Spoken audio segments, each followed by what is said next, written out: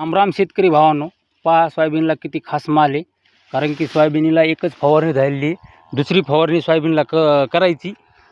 आणि आता हे वातावरण क्लिअर झाल्याच्या नंतर, कारण की काल पाऊस पडला आणि आता बी पावसाची शक्यता आहे. कारण की गर्जना हे ते चालू आहे.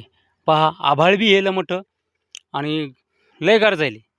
आणि सोयाबीनची काय आहे माहिती आहे का, ह्या वर्षी वाढ कमी झाली म्हणजे हिच्यावर बुरशीनाशक चांगल्या पद्धतीचं आणलं होतं. पहिल्याच फवारणीला बुरशीनाशक आणलं, कारण की म्हणलो बुरशीनाशक आणल्याच्यानंतर वाढ कमी होती आणि ती झालेली आहे वाढ कमी.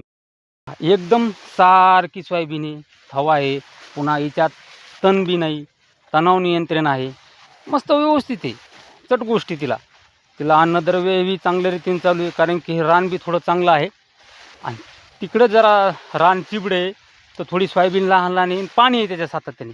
पण ही सोयाबीन सध्या व्यवस्थित आहे. पहा नंबर एक क्वालिटी आहे आणि चट गोष्टी समजा चांगल्या आहेत.